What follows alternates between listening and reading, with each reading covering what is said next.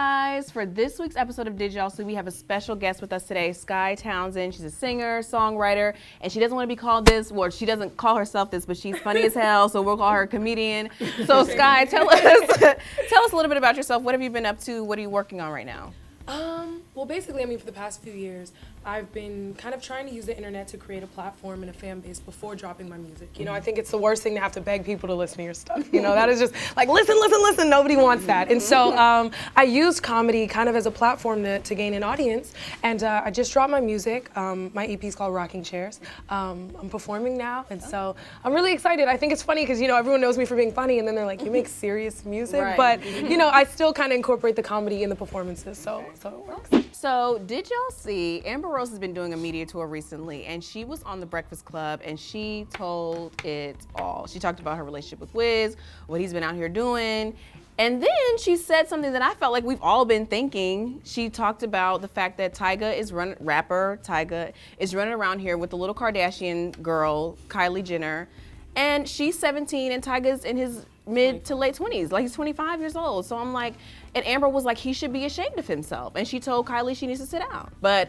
it didn't stop there. Khloe Kardashian got on Twitter and was like, don't talk about my family when you don't have the facts, blah, blah, blah, blah, blah. And she really thought that Amber wasn't gonna come back for her, because, you know, Amber was in Trinidad.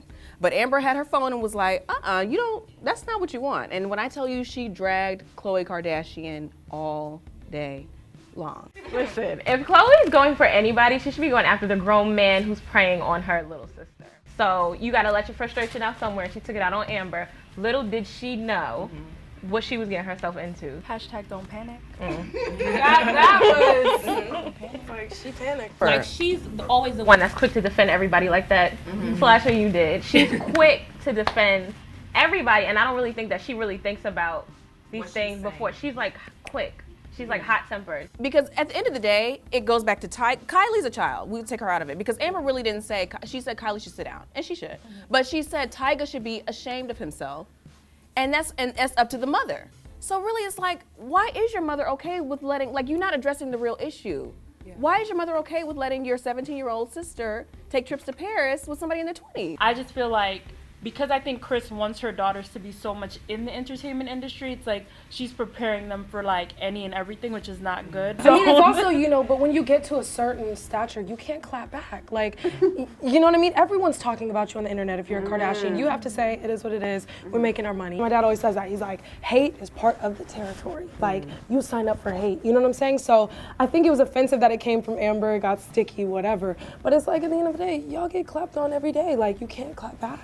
So did y'all see that Kevin Durant recently spoke to GQ magazine, and girl, Kevin was in his feelings, boy. He was like, you know, I go to bed at night and I wonder, like, am I gonna die alone? Am I ever gonna have kids?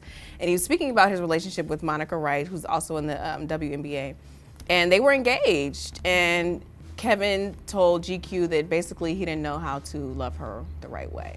People are saying he's dramatic about talking about growing old alone and stuff, but he could probably pick up any woman on the corner, but if she was that person to him, then it doesn't really matter. Because it's like, I'm not going to want to grow old with just anybody. Shaquita Off the corner, you know what I'm saying? Like, it's like this was that one person for me. Well, it's really sad because, you know, like, I think they had a really cute love story. It was kind of like love and basketball. But, you know, like... Play you for your heart. Yes! But then, like, when you really think about it, it's like, you know, you are a young man who, you know, you're attractive, you're a ball player. I mean, that's... A really good one. Okay, and, you know, the girls, groupies want you, so... Guy, what do you think about Kevin? I think, you know, anytime guys talk about their feelings, they get it so bad. And I think, you know, it really is sad because you know, especially for ball players, so much is tossed at them. And so it's like, to really have all the money in the world, but you really want a partner, like, that's sad, you know what I mean? Because you really just want to grow old with somebody who loves you for you, and there's women everywhere, but you don't want them, you know? So, I don't know, I wish him the best. I feel sorry, I don't know, I feel sorry for anyone. I hope they get back together, honestly. So, did y'all see that Corey recently spoke to Global Grind, and he was talking about how Tia is like the ultimate ride or die, because he said that he met Tia Mowry right after they did Sister Sister. and he had like no money. And so he commended her for, you know, sticking down, for what? Staying down. For staying down with him and, you know, just being supportive throughout his come up. So, but it's so funny because I'm like, oh, what a sweet story. And people were like, but he still ain't got no money. And he still ain't working. I don't think anybody should have a problem with that story. And I think also people have to understand that nothing is foolproof in life. Like, you can have the most amazing job today and have the craziest bank account with how many zeros after whatever number, but it's like that can really all like fall away and like, you know what I mean? It's a very fleeting thing. Corey can get like the it role in like in a few months, like we don't know, because Lupita Nyong'o was like out here hustling for MTV in Kenya, yes, with Sugar, and now like you're an Academy Award winner, you know. So and that took like years. And he's on the short list to play President Obama, so maybe. Well, that's all cute. The story is very cute. I think the story is very cute and sweet. Go ahead, shoot it down. No, I do. I think it's very cute and sweet because I think when I look at her, it's not one of those things where it's like she's gonna ride with him until she can't ride with him no more. Like they seem like a very, you know, solid and cute couple. But the concept that it's always like, yeah, everybody needs to ride. Everybody needs to do. You need to do what works for you. You know what I'm saying? And so if you feel like I've been riding with you for about a year now, and I ain't seeing, you know, nothing grow from the potential that you had. You know, I'm just saying, yeah, because even ambition, and sometimes that still takes a very long time to come to fruition. So, you know, it's just a thought. But they're adorable, and they have a very beautiful family, and I'm glad that they've been able to, you know, do their thing. No shade, nowhere.